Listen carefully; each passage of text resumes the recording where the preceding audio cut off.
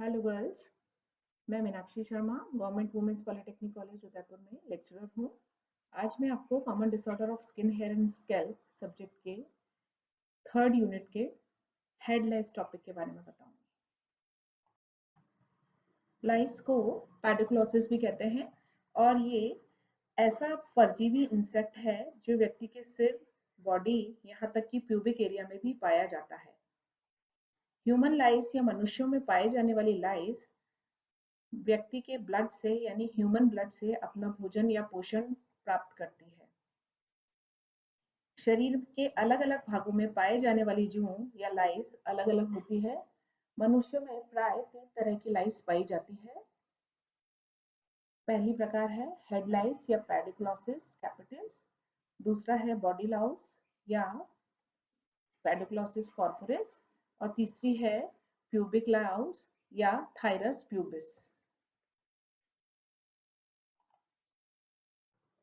लाइस या जूं 6 पैरों वाला इंसेक्ट या कीड़ा होता है जिसकी लंबाई 2 से 3 मिलीमीटर होती है। ये छोटी विंगलेस यानी इसके पंख नहीं पाए जाते, ब्लड सक करने वाली पैरासिटिक इंसेक्ट होती है। ये स्कैल्प से ब्लड सक करके पोषण प्राप्त करती है। ये स्कैल्प पर रिप्रोडक्शन करती है तथा एग्स या अंडे देती है। जूं का अंडा निट्स कहलाते हैं। इन अंडों को फटने के लिए 30 डिग्री टेम्परेचर चाहिए होता है। यदि इन्हें यह मिलता है तो ये 7 दिन में हैच हो जाते हैं या फट जाते हैं। क्योंकि ये अंडे स्कैल्प के बहुत पास होते हैं तो उन्हें ये टेम्परेचर या तापमान मिल जाता है। जीवित अंडा या एग यानी निट मोटा, फूला हुआ और येलोइश व्हाइट कलर का होता है। इसका साइज लगभग 1 मिलीमीटर होता है।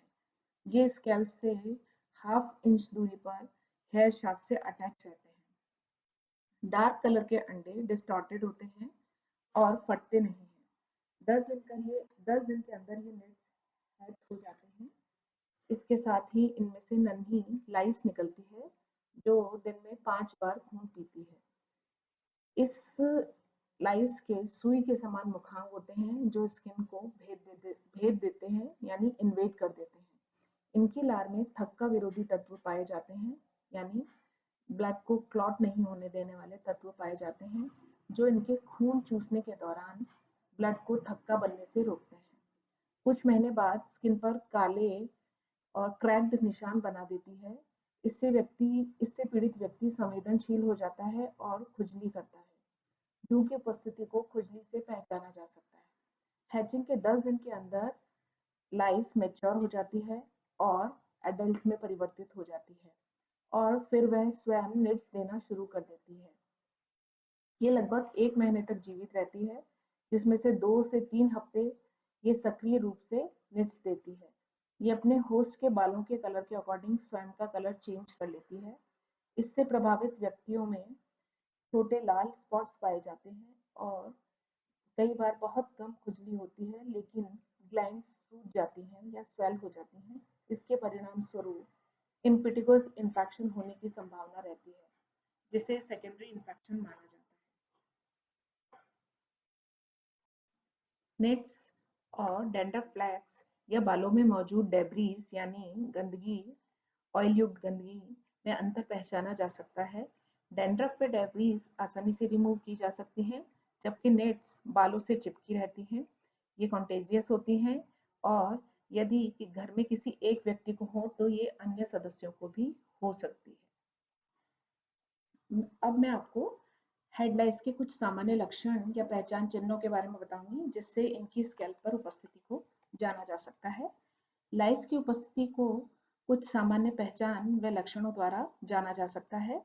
सबसे इम्पोर्टेंट लक्षण जो है वो है ईचिंग। लाइस की उपस्थिति या संक्रमण का सबसे कॉमन लक्षण स्कैल्प, गर्दन तथा कान के आसपास के एरिया में खुजली होना है। ये लाउस के काटने की वजह से होने वाली एलर्जिक रिएक्शन है। यदि किसी व्यक्ति में लाइस पहली बार आक्रमण करती है तो ईचिंग इन्फेस्टेशन के 4 से 6 वीक बाद होती है। इसके अलावा स्कैल्प पर लाइस की उपस्थिति से भी इन्हें जाना जा सकता है। लाइस स्कैल्प पर नजर आ सकती है पर इन्हें स्पॉट कर पाना मुश्किल होता है क्योंकि ये काफी छोटी होती हैं और लाइट को अवॉइड करने के कारण ये तेजी से गायब हो जाती हैं। हेयर शाफ्ट पर निट्स की उपस्थिति से भी इन्हें पहचाना जा सकता है। निट्स हेयर शाफ्ट पर चिपके रहते हैं और वृद्धि प्रावस्था यानी इंक्यूबेशन के दौरान यह निट्स बहुत छोटे होने के कारण आसानी से नजर नहीं आते।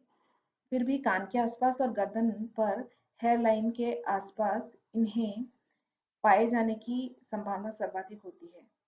खाली निट्स को आसानी से पहचाना जा सकता है क्योंकि इनका कलर लाइट होता है और ये स्कैल्प से दूर होते हैं।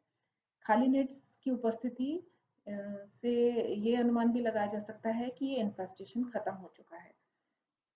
स्कैल्प, गर्दन तथा कंधों पर सोर्स या घाव की उपस्थिति से भी हेडलाइट्स को पहचाना जा सकता है। हेडलाइट्स की इचिंग की वजह से जो स्क्रैचिंग की जाती है उससे स्कैल्प पर छोटे रेड बम्प्स यानी उभरे हुए एरियाज डेवलप हो जाते हैं जिनमें बैक्टीरियल इन्फेक्शन होने की संभावना भी रहती है।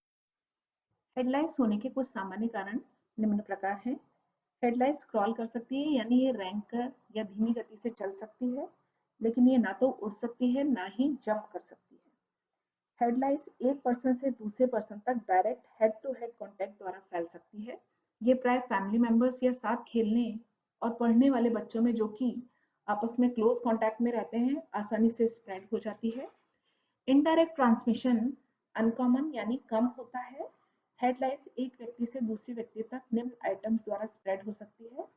हेड्स यानी कैप्स व scarf, brushes, combs, hair accessories, headphones, pillow, towel या अपहोल्स्ट्री द्वारा। इन वस्तुओं के साथ में स्टोर होने पर भी इनडायरेक्ट ट्रांसफर की संभावना है। फॉर एग्जाम्पल सेम हुक या सेम जगह पर रखे गए क्लोथिंग हेडलाइट्स के लिए वाहक या व्हीकल का काम करते हैं। पालतू जानवर, कैट्स, डॉग इत्यादि हेडलाइट्स स्प्रेड करने के लिए कोई रोल प्ले नहीं करते हैं।